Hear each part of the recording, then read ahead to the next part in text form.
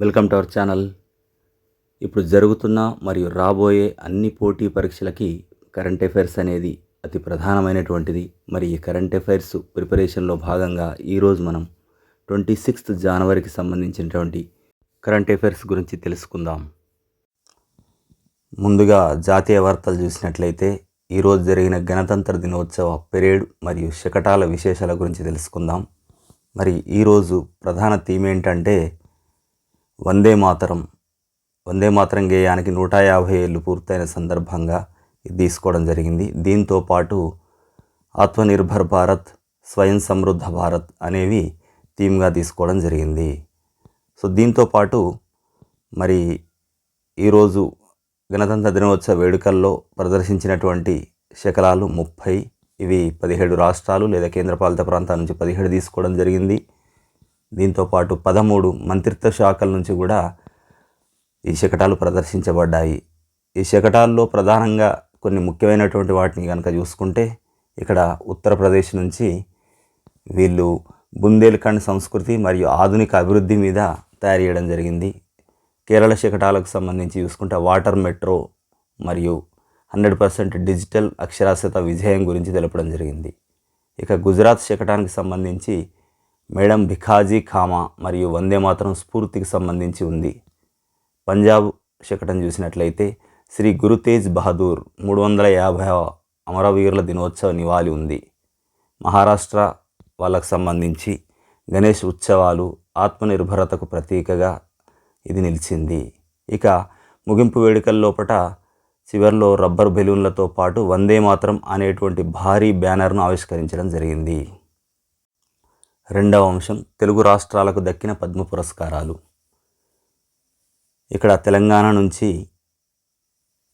తెలుగు పద్మ పురస్కారాలకు ఎన్నికైనటువంటి వాళ్ళని తీసుకుంటే దీపికా రెడ్డి కళల రంగం నుంచి తీసుకోవడం జరిగింది. కూచిపూడి నృత్యానికి సంబంధించిన వారు వీళ్ళు. తర్వాత చంద్రమౌళి గడ్డమనుగు వీరు సైన్స్ అండ్ ఇంజనీరింగ్ విభాగం నుంచి. డాక్టర్ గూడూరు వెంకట్రావు వైద్యం నుంచి. Krishnamurthy Balasubramanian science and engineering నుండి. Kumaraswamy Thangaraj science and engineering విభాగం నుంచి.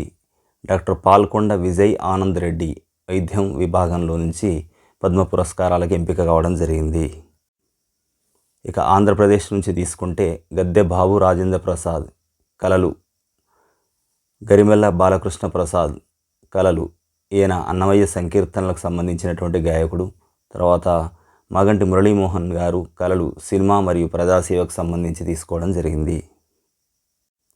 నెక్స్ట్ రక్షణ పోలీస్ పథకాల గురించి తీసుకుంటే మొత్తం పథకాలు గణతంత్ర దినోత్సవం సందర్భంగా 982 మందికి పోలీస్ పథకాలను ప్రకటించడం జరిగింది. గ్యాలంటరీకి సంబంధించి 121 మందికి శౌర్య పథకాలు దక్కాయి. దీనిలో మళ్ళీ తెలుగు రాష్ట్రాలకు సంబంధించి తెలంగాణకి ఒక గ్యాలంటరీ మెడల్, 2 విశిష్ట సేవా పథకాలు, 12 ప్రతిభా సేవా పథకాలు. మరి ఆంధ్రప్రదేశ్ రాష్ట్రానికి ఒక విశిష్ట సేవా పథకం, 15 ప్రతిభా సేవా పథకాలు లభించడం జరిగింది. ఇక క్రీడలకు సంబంధించి చూసుకున్నట్లయితే ఆస్ట్రేలియన్ ఓపెన్ టెన్నిస్కి సంబంధించినటువంటి అప్డేట్స్ చూస్తే ఈరోజు మెల్బోర్న్లో జరిగినటువంటి 16వ రౌండ్ మ్యాచ్ ఫలితాలకు సంబంధించి నొవాక్ జకోవిచ్ ప్రత్యర్థి జాకూబ్ మెన్సిక్ గాయం కారణంగా వైదొలగడంతో జకోవిచ్ నేరుగా క్వార్టర్ ఫైనల్కి చేరడం జరిగింది. Jannik Sinner defending champion Sinner Luciano డర్డరీపై 6-1, 6-3, 7-6 తేడాతో గెలిచాడు. బెన్ షెల్డన్ కాస్పర్ రూడ్ను ఓడించి సంచలనం సృష్టించాడు. ఇగా స్వియాటెక్ మహిళల సింగిల్స్లో మ్యాడిసన్ ఇంగ్లీష్పై ఘన విజయం సాధించడం జరిగింది. అంతర్జాతీయ వార్తలకు సంబంధించి భారత్ మరియు యూరోపియన్ యూనియన్ వాణిజ్య ఒప్పందం. గణతంత్ర వేడుకలకు వచ్చినటువంటి యూరోపియన్ యూనియన్ నేతలతో చర్చల ద్వారా స్వేచ్ఛా వాణిజ్య ఒప్పందం ఫ్రీ ట్రేడ్ అగ్రిమెంట్ తుది దశకు చేరుకుందని, దీన్ని మదర్ ఆఫ్ ఆల్ డీల్స్గా విశ్లేషకులు వర్ణిస్తున్నారు. దీంతోపాటు భద్రతా ఒప్పందాన్ని తీసుకున్నట్లయితే ఆసియాలో జపాన్ మరియు కొరియా తర్వాత యూరోపియన్ యూనియన్తో సమగ్ర రక్షణ ఒప్పందం సెక్యూరిటీ పార్ట్నర్షిప్ కుదుర్చుకోబోతున్నటువంటి 3వ దేశంగా భారత్ నిలవనుంది. ఇవి మీ పోటీ పరీక్షల్లో మంచి మార్కులు సాధించడానికి తప్పకుండా ఉపయోగపడతాయని అనుకుంటున్నాము.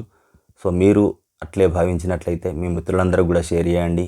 మరిన్ని కరెంట్ అఫైర్స్ కోసం మా ఛానల్ని తప్పకుండా సబ్స్క్రైబ్ చేయడం మర్చిపోవద్దు. Thank you very much.